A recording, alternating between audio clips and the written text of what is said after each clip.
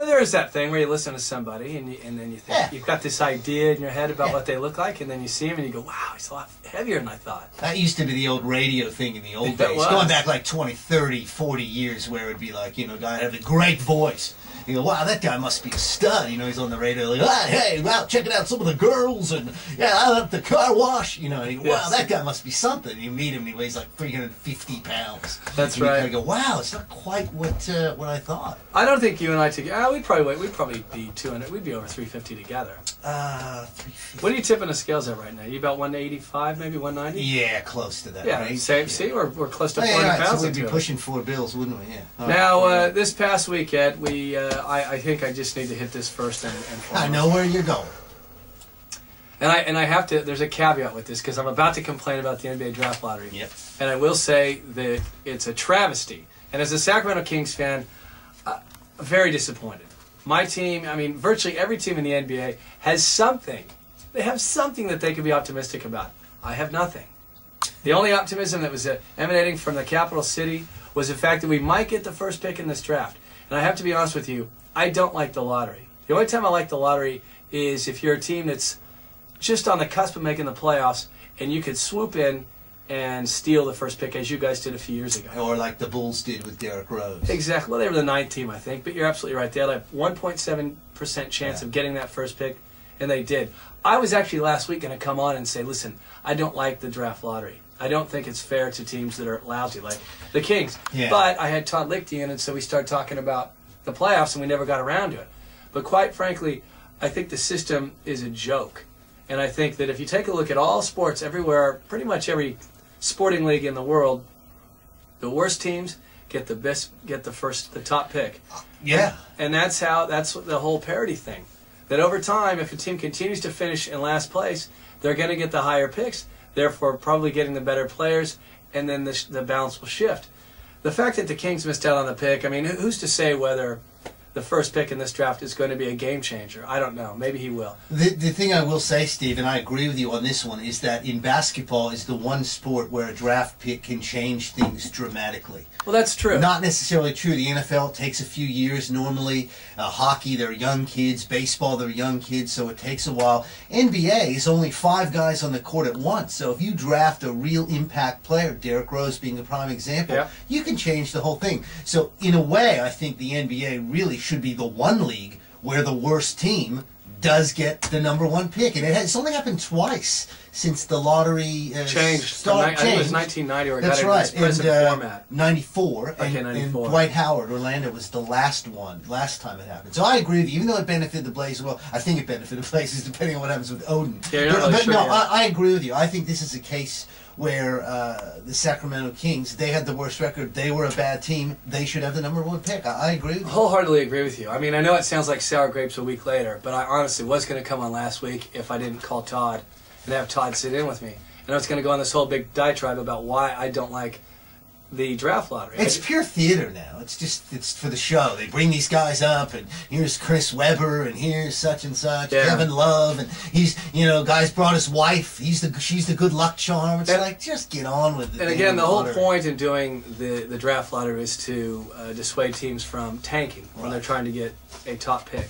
Which one of the few leagues in the world you really have to worry about, of course, the NBA. Andrew Bogut, he's hurt. Let's keep him out the last month of the season.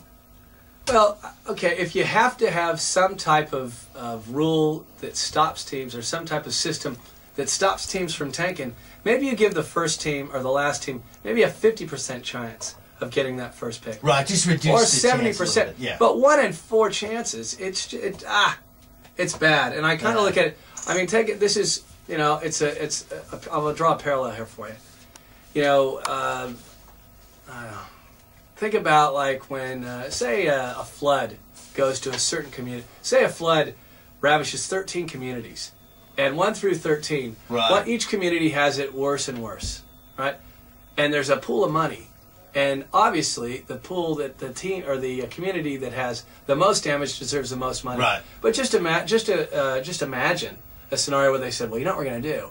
We're going to take those 13 communities, or make it 14 communities now, and we're going to do a draft lottery and see which one gets the best balance of the money. It's unfreaking fair. I like it. New South Wales minister comes out. Here we go. Get the machine going. Exactly. The first town is. Yeah. Right? And so anyway, I know it's. I look at. I'm a Kings fan. We're awful. We won 17 games. We're probably going to get probably draft a point guard. I guess is what we're going to have to do because we certainly need that position. Well, we need virtually every position. 4 is you guys really got in a draft that's not by all accounts super deep, and also is a draft where there are guys who aren't necessarily proven. Where you can't look at 10 guys and go, right. These 10 guys are solid and will improve your team. You're kind of looking at. Hashim Thabit would be an example. Guy from Connecticut. Great shot blocker. Big guy. No offensive game. Hasn't been playing the game that long. Exactly. Ricky Rubio, the Spanish kid. Is he going to come? Well, how good is he for a 12-year-old? Those are the kinds of questions. He's young, he's skinny, but they do like him. So, listen, very disappointed by it. My teams are terrible, and then to get fourth position was the worst possible scenario for them. And that's what they got. It's just every other team. Right. You just kind of go, and there's all the conspiracy theorists are going to say, well, they wanted Oklahoma City to get Blake Griffin. Well, people went, the Clippers. Oh, it's not fixed. L.A. is the second largest city in the country. Yeah, I wasn't buying into the Blake Griffin thing. I didn't think there was much, Oklahoma City and Blake Griffin. That to me is not a conspiracy theory. When it involves New York or something like that, yes. Chicago? In Chicago. The Clippers getting that #1 pick is the flip side of this, and that is an absolute, just a disaster for the NBA. This joke of a franchise. Just read a big article on Donald Sterling and what a nutcase the guy is. And right. He's a strange character, Steve. Just all the strange stuff that goes on, and he owns all these apartments, and he won't let certain people rent them, and he's just an absolute goofy guy, in a team that he's not spent a lot of money. So I just think that's the flip side of it to me. Not only do I have a personal investment, I don't care about the Kings, I'll be honest with you, but I do care about you and your team. So I felt bad for that. Yeah. But then to see the Clippers actually get the #1 pick, the only thing I think of is maybe they'll screw this up. Maybe they'll just go with some guy you've never heard of at the #1 pick, and they'll be the true LA Clippers. Well, time will tell. We've got June 26th. It's sometime in June is the NBA draft. But we'll talk. We've got NBA coming up, so we'll talk about that. Yep. In coming segments. You're listening to Steve Salisbury and Ed Wyatt of Born USA. Second big thing this week, not real big, kind of on the radar, but Kornheiser's no longer doing Monday Night Football. It's big. It's big to me, Steve. I take my announcing seriously. You know that. I liked Kornheiser. I loved his intellect. I think the person who is going to replace him is Jon Gruden.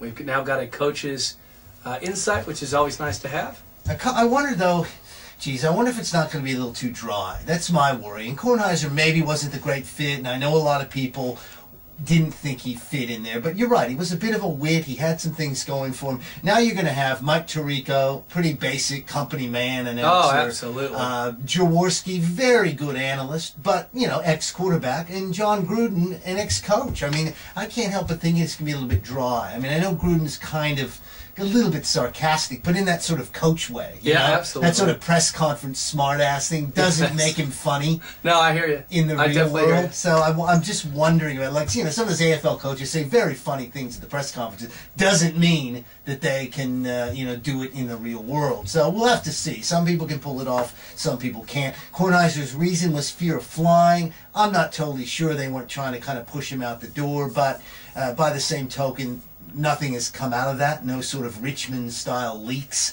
have come out where someone said, Kornheiser, we wanted him out or anything. A Richmond-style leak. Like a big leak. I think it'll be interesting. I'm not Fear sold on it. I'm glad we'll still see it. They do talk about that on PTI. He doesn't like to fly, doesn't like to travel, likes to be in bed by 9 or whatever ridiculous time it is. But hey, if it's, as long as he's still around on PTI and other things, then I'm happy. But Gruden's got a ways to go to prove himself, no doubt. I would agree. I would say he's a short timer as well. Could be. He's got to be coaching again, let's be honest. He'd certainly think so.